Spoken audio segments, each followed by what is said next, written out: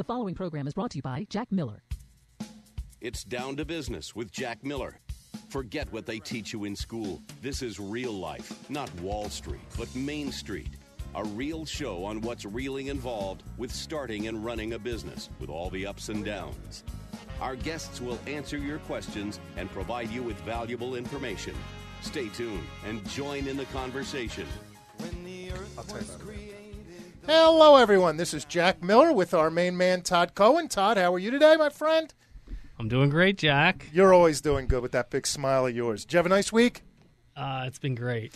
Hello, audience. Thank you for joining us. Todd and I both feel it's an absolute pleasure for you to take time out of your busy days and weeks to spend time with us every day, and we're excited to be with you. We have a good show today. We have a super exciting guest, a reporter at the South Florida Business Journal by the name of Brian Bandell, who's also a writer. He's just published a few fiction books. And this guy seems to know everything about South Florida real estate, so I'm excited to get him on the phone. Very excited. So let me ask you a question, Todd. Something dawned on me, and I was thinking about, first I have to set the preface. I know how much you love your wife, because I know you. Boy. You've told me that you love your wife, you married up, she's the apple of the eye, and you know that I love my wife, That's and right. only have pure thoughts and certainly don't look at other women or think of anything. So I have to highlight that, right? Of course. So this is a hypothetical, not about me or you, but what would you do if you go out with your wife or a friend, let's call him Michael or whatever his name is, goes out with his friend on date night, and you go out to a nice place, and right across the way from you, facing you, is a voluptuous young woman, and her top part is overflowing. It's overflowing that you just cannot help but stare. How do you? The ample bosom is out on display. Is that what you're saying? Yes, that's Okay. exactly what I'm saying. What do you do? Do you stare? And by the way, the guy with her is like 8'2". He's looked like The Rock. He looked like he would beat me up in 2 seconds just by looking at me. Okay. So how do you try not to stare? Because I don't know about you. Oh, again, this isn't about me, by the way. But the average guy, Mike, this example I'm giving, his eyes just gravitate there. I don't know what it is, but the eyes just gravitate to that part. Living in South Florida is a challenge every day for the average guy. So is it acceptable to look, like, first of all, do you say something, again, not you or me, but do you say something to the girl you're with? Say, oh, you got to see this girl? Or do you try to ignore it? What do you do? Look, when you're married like we are and we know our women for as long as we do, you sort of know what the reaction would be and whether they're the kind of person you can tap on the shoulder and say, hey, you got to see this, and whether they'd appreciate that. If they're not, which, that's okay too, then you really need to sort of pick your moments, if you will. Like when your wife slips off to the bathroom, inevitably, you have some time to, drop your fork and look over in that direction, or talk to the waiter or waitress and ask for a refill of iced tea, or whatever it is that you're doing to give you that angle and an extra look or two while you can get it. Now, if you're seated correctly, you might have the whole entire meal to sort of gaze past your woman, not really giving her or tipping her off that you're even doing so, In my case, now this didn't happen to me, but I have a very cool wife. Not only because I'm non-observant, she actually points those things out for me. She says, "Oh, look at this, look at that." So if that would have been me, I would have said to my wife, "Look at that." But she's always telling me, "Don't stare," and I catch myself staring too much. Me too. Yeah, I know, it's terrible. I'm a starer. I know. You can't help it. What is it? I guess that's the sexist. That's what keeps us going. Because it takes our brains that long to sort of take in the situation that we're actually seeing this. It's not a dream. No one's pinching us. And so you sort of lose yourself in the moment, and you're like imagining the different scenarios. What would it take for this to happen or that to happen? How do you get rid of the meathead that's with her? You're thinking all these things, and by the time you realize that this is all going on, you're like, holy shit, I'm staring. Wow. It's great, isn't it? Yeah, it is great.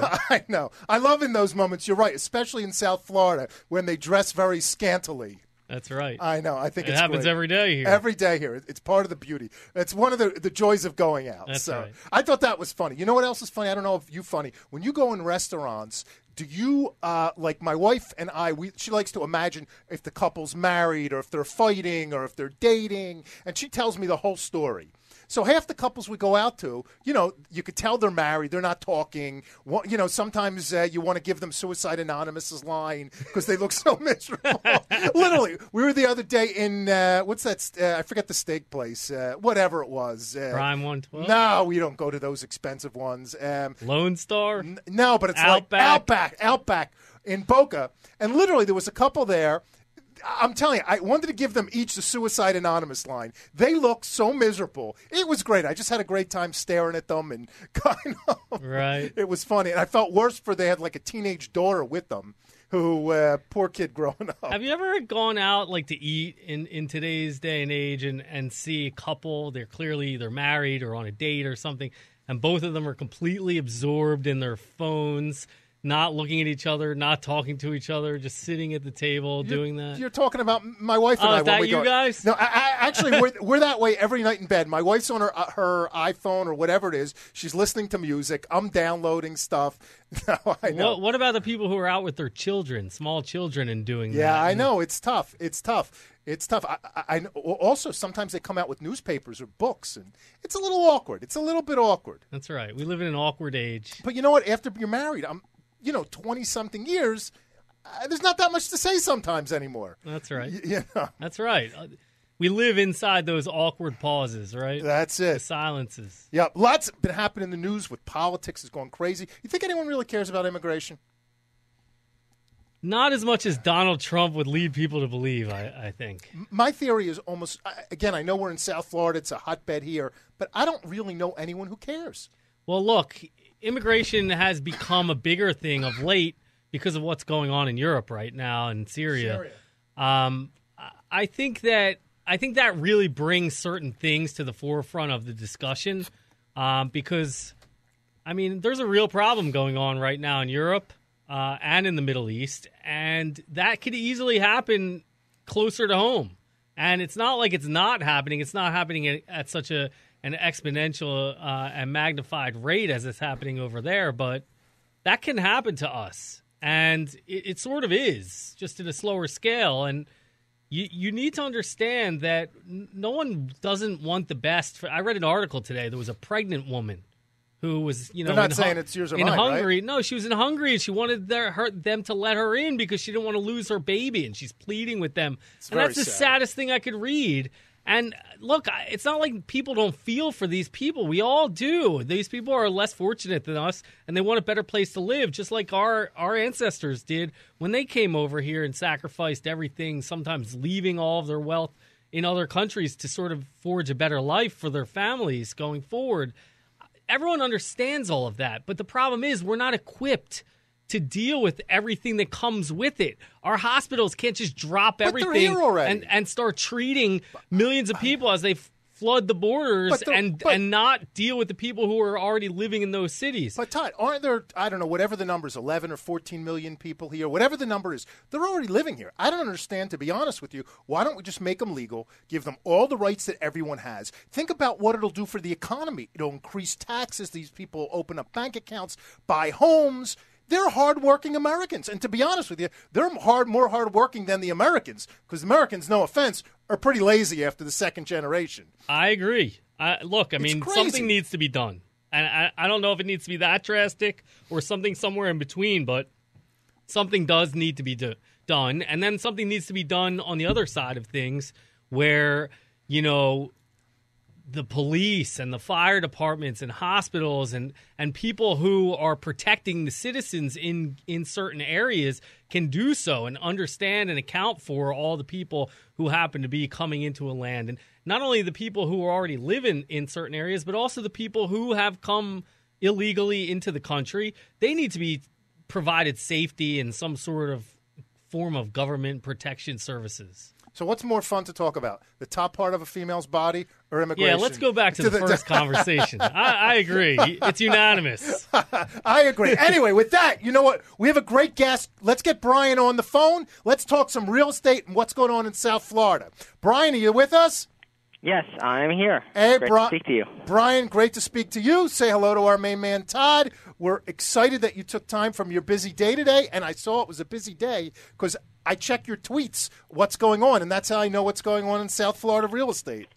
Yeah, there's a lot. Yesterday I got my hands on the application for the American Dream Miami Mega Mall, so that spurred some activity on Twitter. That's that's a serious project, which actually my first question to you, Brian, because there is so many incredible projects that are either being developed right now or in the process of being developed down here in South Florida.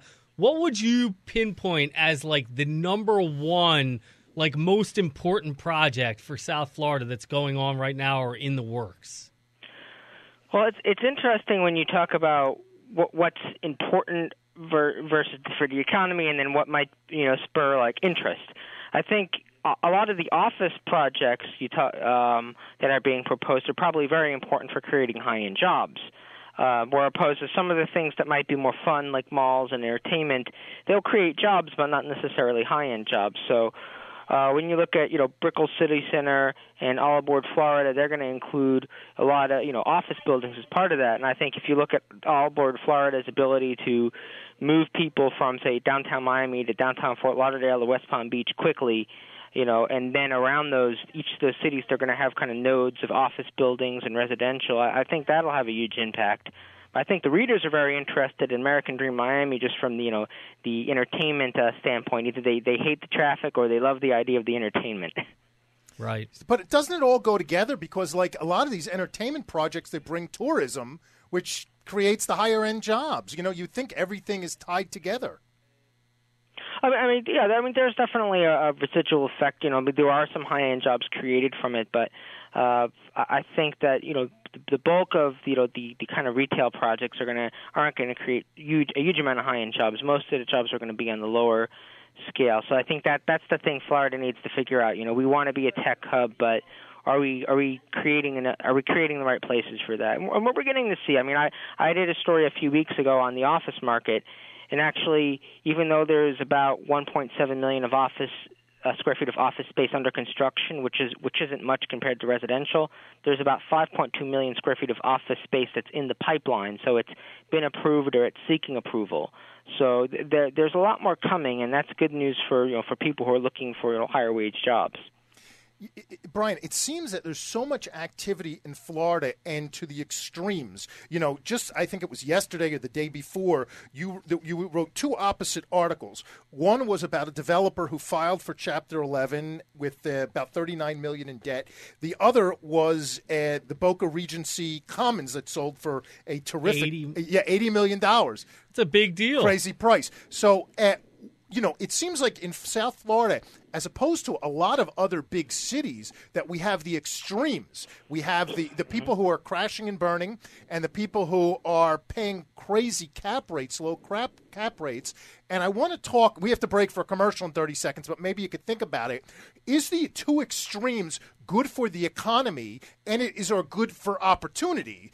Because it gives, when you have the inefficiencies of the market, it creates opportunities for people. So with that, hold on, and we got to break for a commercial. We're back in like 2 minutes. Then we'll get your answer, Brian. All right. Thank you. Don't turn that dial. We'll be right back. Turn it around. Do you need long-term real estate financing? Gelt Financial is located right here in Fort Lauderdale, Florida, and provides 30-year terms with no balloon payment whatsoever on non-owner occupied residential and commercial real estate. With a minimum loan amount of only $75,000 all the way up to $5 million, we provide common sense underwriting and quick closings. We don't require tax returns whatsoever. Call right now at 561-221-0900. Again, that's 561-221-0900. Did you invest in a non-liquid real estate partnership? Do you want and need liquidity? There's finally an answer. Quick Liquidity is a direct buyer of real estate minority interest and tenants in common investments across the country. To find out if we would buy your non-liquid investment, call us at 561-221-0881 or visit us at quickliquidity.com. That's quickliquidity.com. If you're buying, selling, or investing in real estate, call attorney Dan Kaskow, 561-237-6822. Mr. Kaskow is board certified by the Florida Bar as an expert in real estate law.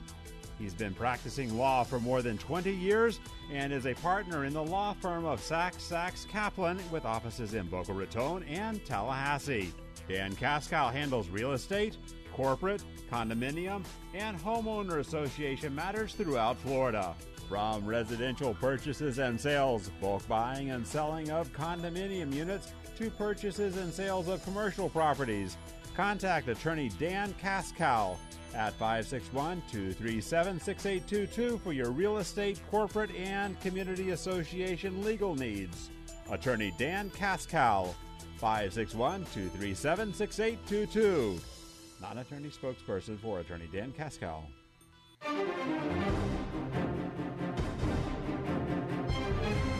South Florida's only business radio station. Part of the Wall Street Business Network. 880 AM, The Biz. Welcome back to It's Down to Business with Jack Miller. Call us at 305-541-2350. Follow us on Facebook at Jack Miller Down to Business or on Twitter at HJackMiller1. Hello, this is Jack Miller and Todd Cohen here with you again with Brian Bandell of the South Florida Business Journal. Brian, thanks for sticking with us. Now let's back to the question. Again, I'll rephrase it in case someone just tuned in. It seems in South Florida we have so many extremes and so much development that you have some people losing a fortune and some people making a fortune. And that's right. No, go on. I want to hear your thoughts on it. And I feel that it's because South Florida is the land of, of optimism, pervasive optimism. Everyone kind of believes the ground is golden at some point, believes they can't lose. So because of that, people will come up with amazing, ambitious ideas. Sometimes they work, sometimes they don't. Also, sometimes people will have, unrealistic expectations, and maybe they'll hold something when they should sell. They should have cashed out, and yet they'll hold and try and build something, crazy. I mean, we've heard a lot about all kinds of plans, where they've tried to build things. The casino on the Miami Herald site by Genting is one of the examples of things, they've been proposed to build and didn't, apparently isn't happening. So I think sometimes you have people who try, some people were victims of the recession, but when you look at the people in foreclosure now, it's like some of these people just had ideas that didn't work out, or they were victims of tenants leaving, or the deals they made during the boom were just so, the numbers were so bad that it's coming back to haunt them now. So the question is, how much of what's being done today you think it'll come back to haunt these guys in 5 years? Well, today's a little different because there's not as much aggressive financing. The condos of today are being built with mostly deposits for cash, and the construction loans are a lower part of that. So I'd say most of the time when a developer breaks ground on a condo, he has the funding. And generally they're breaking ground for residential and for retail with like apartments and rentals. They generally do so expecting to fill up pretty quickly. I guess there might be some bit of a risk in the retail if you think you're going to get a lot of tenants and your pre-leasing doesn't work, or say you land a lot of tenants but they go out of business after a few years. So if you're building a really large shopping center, you better have deep pockets to say, this might take a couple years to be stable. It's not going to be a moneymaker for me in year one. And then the other area where there's risks is, neighborhoods where they're paying more than what it's cash flowing now. For instance, Wynwood, if you buy something at 1,000 square foot in Wynwood, which is happening, it's not going to cash flow now based on rent. You're kind of hoping it'll be there at some point.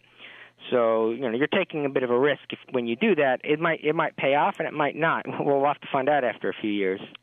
So what do you think of like what's going on? I'll just pick Brickell, for example. I don't know if you mentioned it or Todd mentioned it, but I heard it a few minutes ago. You know, they're just building and building and building there. Is there enough demand and infrastructure to meet the new construction? Well, infrastructure, probably not in terms of traffic. I mean, we've basically accepted that traffic is bad, and we're basically ignoring where our roads are congested. And if anything, they're saying, well, build less parking, encourage people to walk, encourage people to get out of roads. You need to live here near where you work, but, oh, by the way, everything we're building is extremely expensive and requires, 50% cash, Yeah, well, that's what's happening in Brickell. It's kind of a mixed message there, but I think there's demand for people to be there, but will the price point, match the ability of people who want to live there? That's the question. And the first wave of condos did, and the first wave of rentals did. I'm not sure if this current wave will be at enough of a price point. We'll have to see, because when it's one thing when you're selling a condo at 400 a square foot and then rent it, but then when you're selling a condo at 800 square foot and you try and rent it, it's a lot harder. Yeah, it seems that a lot of these condos have tremendous negative cash flow from an investment point of view. Or if you don't leverage them, just super low cap rates to no cap rates, because usually the condo fees and the taxes eat it up. Yeah, I mean, some of these condos have $1 per square foot condo fees. So we're talking about $800 a month on an 800 square foot unit. That's a lot of what you're going to charge in rent right there, just going to the condo fees, and then plus the taxes on it.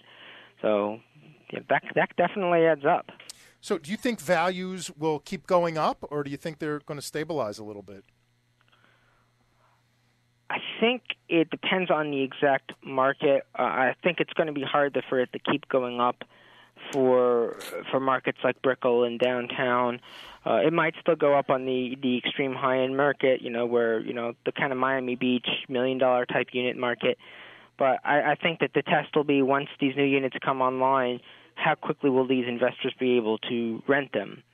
And if they see that rentals aren't working extremely well in these the buildings there, then that might lower pricing pressure, Because right now the problem is the cost of construction is going up so high, it's hard for them to sell them for a lower number. So they need to work all that out, because if you look at the new buildings on Brickell, the ones that have been built since 2012, most of them have more than half of those units being rented. So when you mean individual, or people are buying the condos and renting the condos out? Yeah, like if you looked at, I worked with Condo Vultures and got the numbers on them. Like if you looked at some of the new buildings that were completed, like 70% of the units are now being rented by the investor owners. Gotcha. A lot of those buildings. It's the majority in most of them. So I mean, they're condos, but really they're glorified apartment buildings. So except individual owners instead of one owner. I understand. So the guy who's buying them, the investor, is he leveraging up? Is he getting like a 75 LTV, or is he buying them all cash and it really doesn't matter? Usually they buy it all cash initially, and then they try and get some financing. But again, the banks are being conservative on the financing. So you might be able to get 50% loan to value, something like that. The tough part is that if you're a resident and you want to buy a condo like you would buy a house, with your 20% down with a Fannie Mae, or maybe an FHA loan with like 3% down, it's almost impossible to do that, because very few condos have approval from the FHA and from Fannie Mae. Mm-hmm. So that's kind of an issue on the resale market. If I, as an individual, wanted to buy it, I can't do one of those. It's going to be a lot harder for me to get a loan without putting 40%, 50% down to buy an existing one in some of these buildings. And that's a lot tougher to find a bank to finance it at 20% down without Fannie Mae backing it up. Gotcha. So, Brian, if you had a bunch of money right now in the Miami market, what type of asset class titillates you most? What are you most interested in? I think in South Florida, single-family homes are going to be a pretty good investment, because it's hard to build more of them. Condos you could always build more, but single-family homes, they require a lot more space. So I think those will be a good value for people who want to invest in them, as long as they can maintain them and they're in good enough areas. I think a lot of people say that retail is going really well. So I definitely think retail in a good area has been proven to be a good investment. But again, it's not easy because retail it's a little harder sometimes to get the right tenant for retail. So if you do it, you have to work with a smart broker and understand realistically what your options are, who might go there. I am that smart broker. I focus on retail properties down here, and your last deal write-up was on the University Commons deal that Regency just bought in Boca, Jack's hometown, and that brought me to thinking, how do you screen and pick the deals that you write about? I mean, there's so many deals happening down here, especially at a time like this. How do you pick the deals that you actually give your feature to? I'm generally looking for transactions over $10 million. So either a sale of over $10 million or a construction loan of over $10 million. I might go lower than that if there's a notable person involved. Say there's, Miami Dolphins, defensive tackle Ndamukong Suh buys a house for $6.5 million. I'll write about that because of who the buyer is, Or I also try and focus a lot on development proposals. What is in the pipeline? What application has been filed to build something? So you'll see a lot of stories on me about, apartment complex planned somewhere in Miami, hospital expansion planned in Pembroke Pines, that kind of stuff. I'm trying to get to these applications before you see the crane come up next to you and you wonder, what are they building there? Hopefully I'll be able to tell you first. And if you have an issue with it, go right to your city or county commissioner and tell them. Right. Brian, I have a question for you. Are you a reporter first, or are you kind of a real estate guy who reports?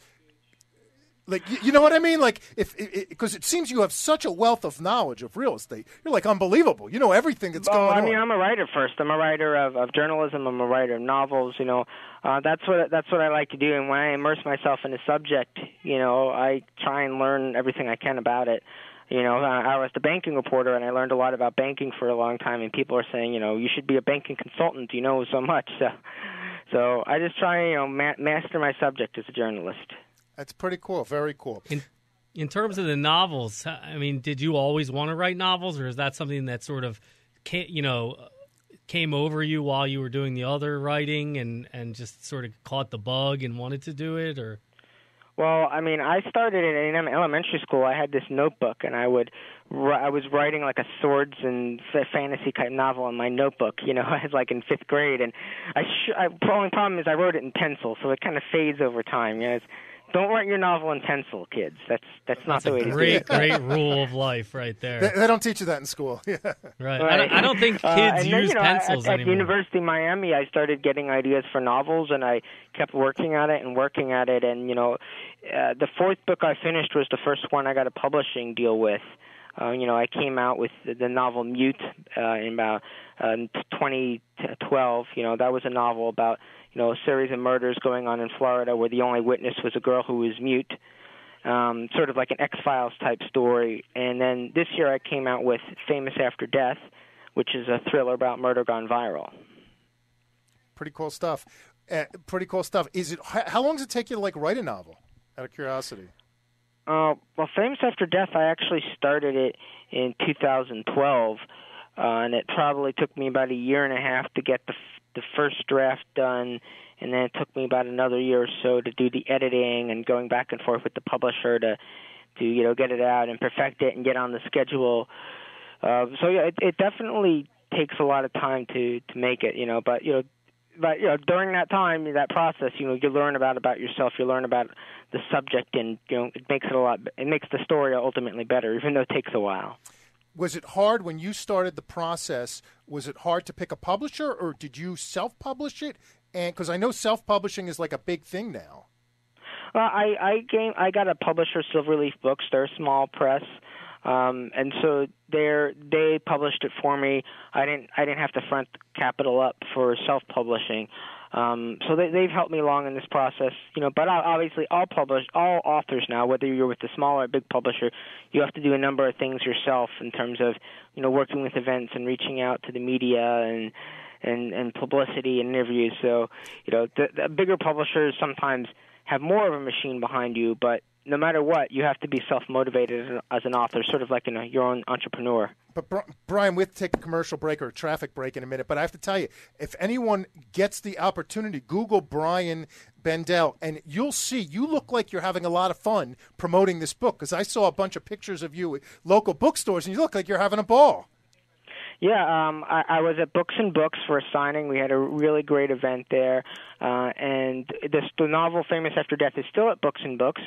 And if you want to catch me in Delray Beach, I'll be at Murder on the Beach on October 7th, and I'll be at the Miami Book Fair at Miami-Dade College on November 22nd, the Sunday of the book fair. So it's a great, I'll be great really book happy fair. to see everybody. If you're interested in the impacts of social media violence and how the violence on social media plays out in the real world, check out Famous After Death. Brian, I want to talk more about that. Definitely stick with us for another 3 minutes, and we'll be back after traffic. Don't turn that dial. We will be right back. Are you tired of dealing with unreliable banks and brokers who charge upfront fees and never deliver on their promises? You don't have to. Gelt Financial Corporation has been in business since 1989 and offers a stated income loan program for non-owner-occupied residential and commercial real estate investors. No tax returns required. What are you waiting for? Call Gelt Financial right now at 561-221-0900. Again, that's 561-221-0900. 561-221-0900. Did you invest in a non-liquid real estate partnership? Do you want and need liquidity? There's finally an answer. Quick Liquidity is a direct buyer of real estate minority interest and tenants in common investments across the country. To find out if we would buy your non-liquid investment, call us at 561-221-0881 or visit us at quickliquidity.com. That's quickliquidity.com.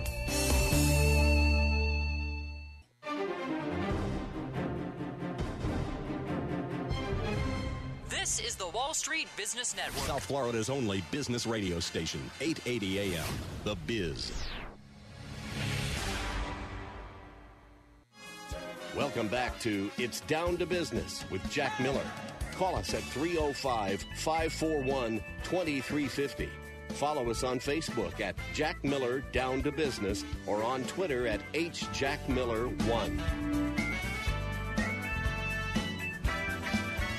Welcome back, everyone. Thanks for joining myself and Todd Cohen with Brian Bandell. Brian, thanks for sticking with us during the break. Brian, let's talk about your last book, Famous After Death, and particularly what's going on with social media with the, I don't want to say bullying, but the negative effects it has on people, particularly teens. I think it has a bigger effect on. Yeah, this sort of has evolved. That social media started. It can be used for very positive things. People post, when they have babies, when they got new cars, when they buy puppies. But people can also post some really negative things on there. Sort of the idea of my novel started sort of taking shape. And a number of years ago, a student at Rutgers University jumped to his death after his roommate posted a film of him making out with a man online, and he put it on there, and he bullied him. I remember that story. That was tragic. And we see a lot of that kind of starting, in grade school from people filming fights, making fun of people on video and then posting it. And then it started to take an even more extreme effect. You might remember a couple of years ago in Miami, Derek Medina killed his wife, and he posted her corpse on Facebook, and basically almost admitting to his crime, although he's pleaded not guilty.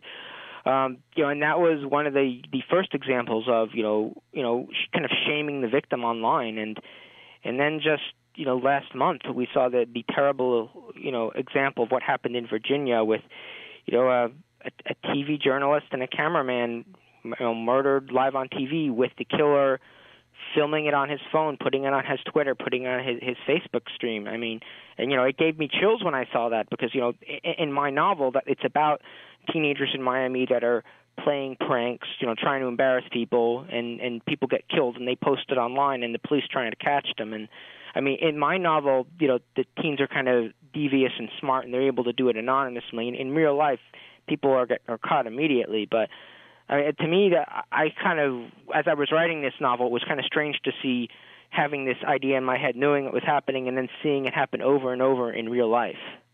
You know, I guess, can we separate, and this is a question for the both of you, can we separate it to like the guy in Virginia who is, in my mind, I'll call him just deranged or nut or needs mental health that the system isn't providing, and then just teens and people who are bullies. And by the way, they don't have to be teens, because among my social network, I see with politics, people feel that they can say things online that they would ordinarily never say to people.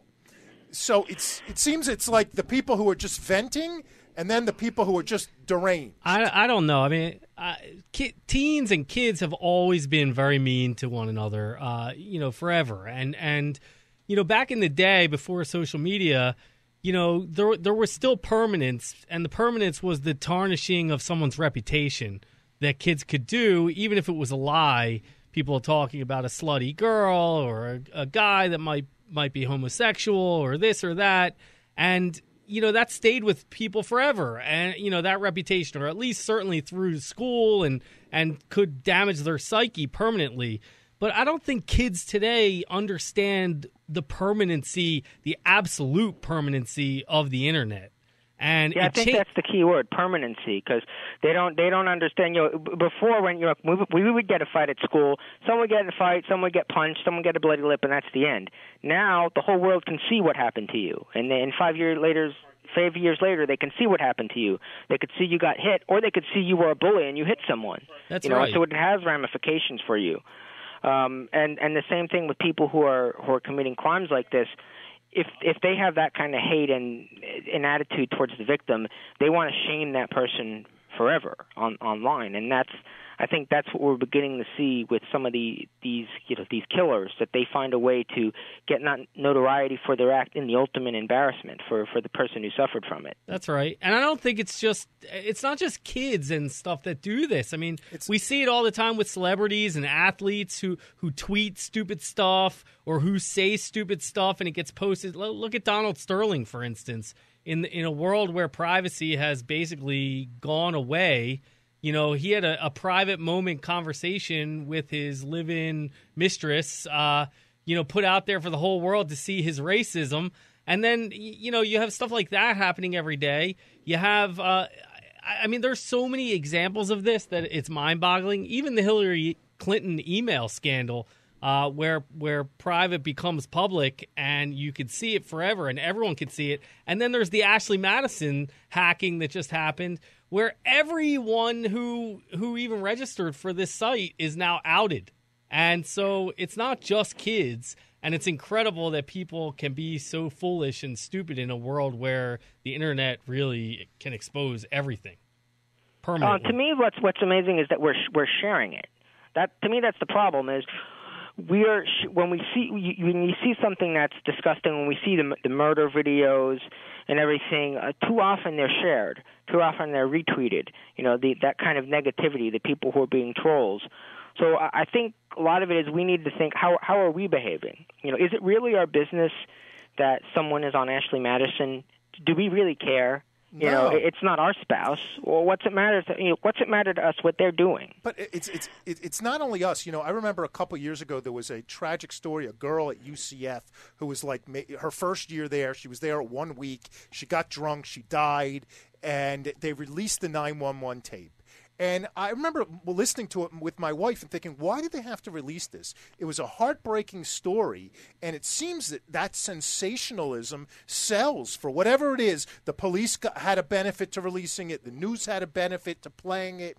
And it just seems it's like anything else. You see an accident, you want to see it. That's right. People love just gazing at the misfortune of others. I mean, it's a favorite activity for half of our population, and the other half are the people inflicting the pain, mental or physical, on the people. So what can we do? I mean, I don't want to say what can we do. It's not for us to do, but it seems as a society we have to have these conversations more, especially with social discourse, to stop the picking on people online and the bullying and posting these negative things, because it's just terrible. And the truth is, if I was single today, I'd be scared to death. I'd be afraid every girl I went out with, she'd be taping it. First of all, it would be humiliating for me. I would never go out with anyone. Isn't that ironic? Because that used to be something that you used to think was like kinky and cool, and now it's something that you fear. Because any conversation you have, you tape. I have news for you. I know a guy, he's in the real estate business. He's in New York. That's all I'm going to say. He tapes confrontational meetings. He has a meeting or a phone call, and he tapes it. He doesn't tell people. I think it's disgusting. We have people in our world that are very famous because they put, their most intimate moments on video. Hey, that's what made Paris Hilton and Kim Kardashian. That's what I'm saying. I mean, these people, and I guess that's what your book is about, if I interpret the title, right? Famous. No, it's about kind of the teenagers feel that they're kind of lost in the world. No one pays attention to them, and they feel that by doing this, they can get famous. So just someone who's a nobody one day can become famous and do something that's talked around all over the world because you do something online. Like this TV journalist who was basically washed up, and he decides to kill 2 other successful journalists on TV. It's like all of a sudden you're a nobody. Well, you're a somebody again. Now people know who you are. They want to get talked about. And for the narcissistic kind of a killer, that's why there's so much attraction to it. Now most of these killers want to be known. They want their identity to be known. In my book, it's different because they want to be anonymous, but they kind of struggle with they want to not get caught, but at the same time they want to use it to lash out at people they don't like and to use that power to help them, to further their lives and to attack the people who are bothering them. But that's how it's being utilized a lot of the time, and it's being utilized the same way. If you look at what the Islamic State is doing, they're not just killing people; they're killing people, on social media and spreading their message that way. And so that's the way it's being used. And so we, as consumers of social media, have to decide what do we watch and what do we shun. What videos should we share, and what videos should we, close when we see them. Do you think we as a society, through improving our healthcare system and specifically our mental health care system, we can stop? You can't stop it, but should we be doing more to help prevent it or help deranged people deal with it? Or is it just something that we said we just can't deal with? There's always going to be a nutbag out there who does terrible things. Well, there definitely needs to be a stronger mental health system for people who are identified that they have problems. But at the same time, I think when people see this kind of behavior accepted on social media and shared and glorified, I think that can sometimes encourage them. So I think we definitely should try not to encourage that kind of violence on social media. But, at the same time, it's tough because, bullying people gets talked. I mean, it's amazing that we have all these issues in this country, and yet I turn on, CNN last night to look what's going on in the presidential campaign, and the biggest story is Donald Trump, talked to, called Carly Fiona and said, look at that face. Yeah, that's what we're talking about here. But that's what sells. And I must confess, I'm guilty of it. I go to bed every night, and when I get in bed, I go to TMZ on my iPhone and look at the stupid stories. And a lot of them are what I call crash and burn stories. This one got caught having an affair. This one, all kinds of stupid stuff, which, by the way, I don't think there's anything wrong with having an affair. I don't think there's anything wrong with coming out and being gay. There's stupid stuff. But I guess we're all, at least me, I'm looking for a break. I'm looking for a break from my reality. So sometimes we like these mindless stories.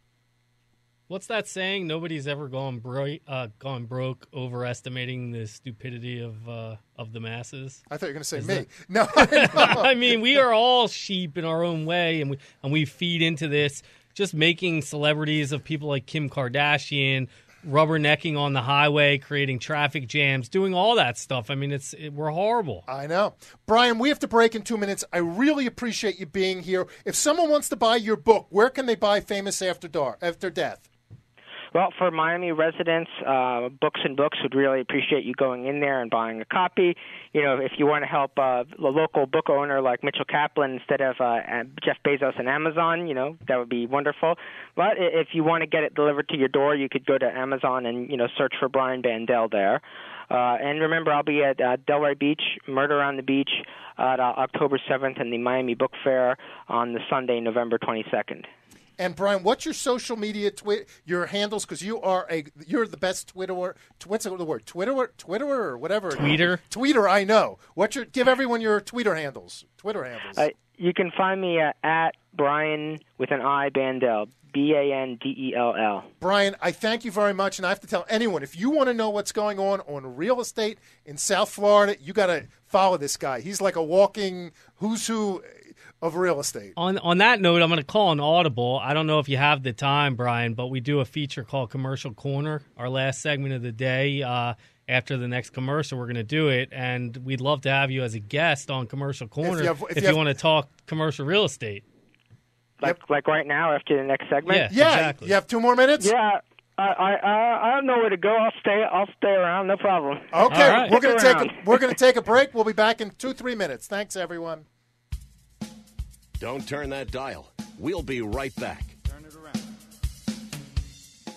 Do you need long-term real estate financing? Gelt Financial is located right here in Fort Lauderdale, Florida, and provides 30-year terms with no balloon payment whatsoever on non-owner occupied residential and commercial real estate. With a minimum loan amount of only $75,000 all the way up to $5 million, we provide common sense underwriting and quick closings. We don't require tax returns whatsoever. Call right now at 561-221-0900. Again, that's 561-221-0900. Did you invest in a non-liquid real estate partnership? Do you want and need liquidity? There's finally an answer. Quick Liquidity is a direct buyer of real estate minority interest and tenants in common investments across the country. To find out if we would buy your non-liquid investment, call us at 561-221-0881 or visit us at quickliquidity.com. That's quickliquidity.com. Welcome back to It's Down to Business with Jack Miller. Call us at 305-541-2350. Follow us on Facebook at Jack Miller Down to Business or on Twitter at HJackMiller1.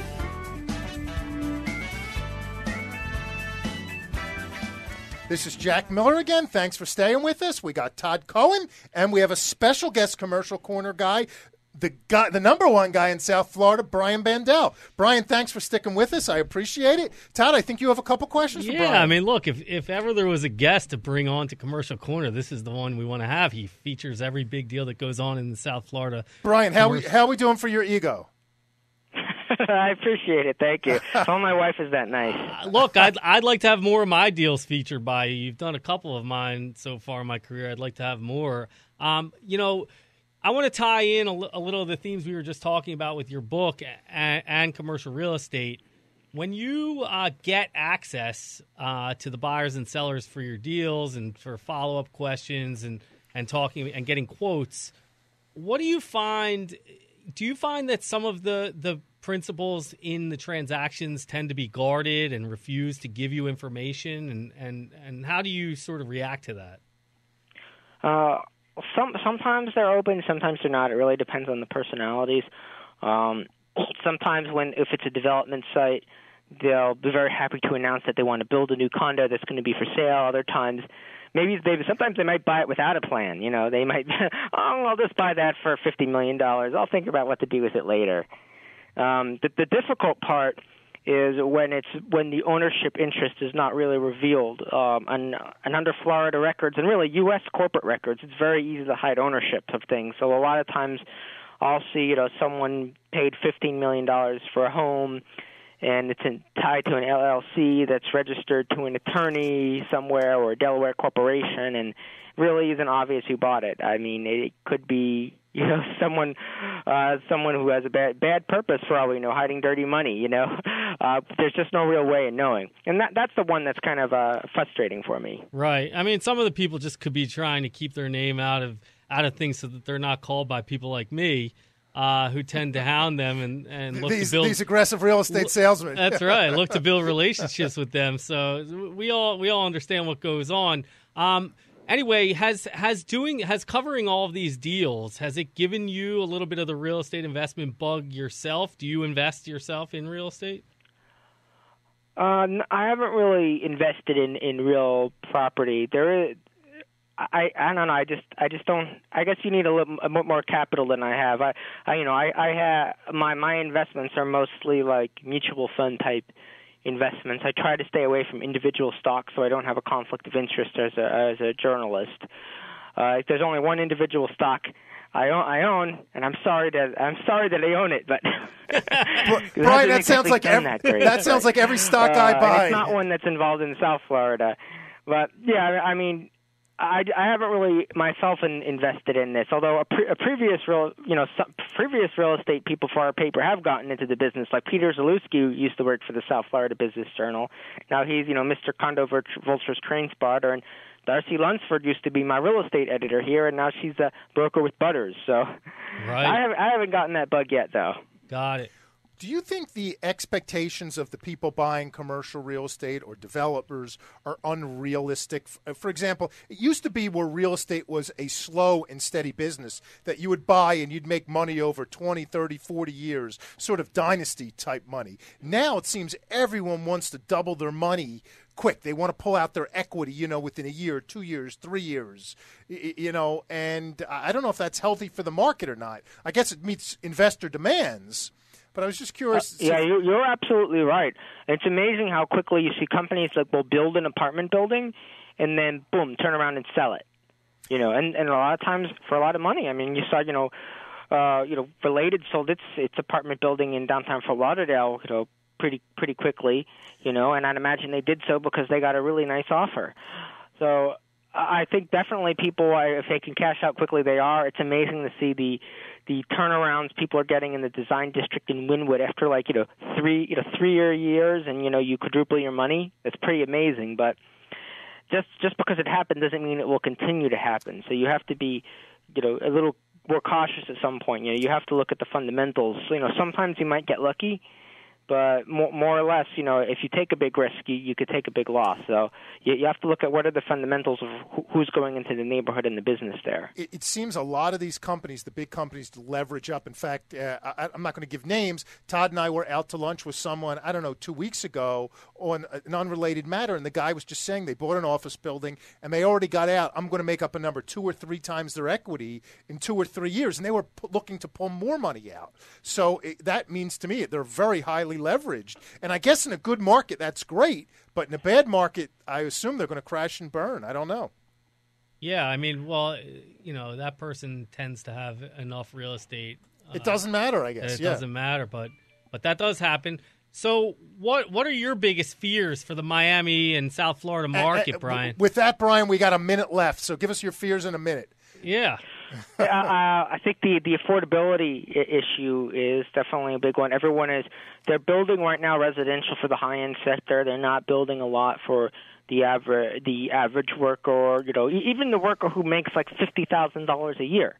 They're not really building a lot for them. So because of that, it's going to be hard for them to find housing, and the housing they do find will be far away from the urban core. So this really needs to be addressed. And the only real people to address it are probably the political people, because the developers are going to build, for as most expensive as they can until all of a sudden they wake up one day and there aren't enough people who could pay, $800,000 for a studio apartment. That's right. But somehow the policymakers have to direct them towards affordable housing, and they have to have the funding mechanism to make it affordable to build. Brian, I appreciate it. I'm sorry to cut you short, but we have to. We're out of time. I want everyone to go out and buy Famous After Death. Brian has a fantastic message. Beside his reporting, I think that the most important thing is your message of nonviolence and non-bullying. That's really critical. I want everyone to have a super great week. We got a lot of election stuff on. Todd, you have any big plans for the week? You know how it is. To those who celebrate, I wish you a happy, healthy, and sweet New Year. That's exactly right. Which is very important this time of year. Brian, it was unbelievable having you on the show. Please seek him out and read his bylines. He's amazing. Get his novels. And again, Todd Cohen, I'm with Marcus and Millichap. You can reach me at 786-522-7021 anytime. I'll answer any of your commercial real estate questions. Great point. Monday and Tuesday are the Jewish New Year's. I want to wish everyone a happy and healthy New Year. Even if you're not Jewish, you should have a great day and a great New Year ahead of you. Thank you, everyone, for joining us. Brian, thank you very much. We really appreciate it. We know how busy you are. Have a great day, everyone. Have a great week. See you next week. We hope you enjoyed the show. Don't forget to tune in next Thursday at 3 o'clock on 880 The Biz. If you want to send in your questions, comments, or ideas for shows, please email Jack Miller at geltfinancial.com. Follow us on Facebook at Jack Miller Down to Business or on Twitter at HJackMiller1. Turn it around.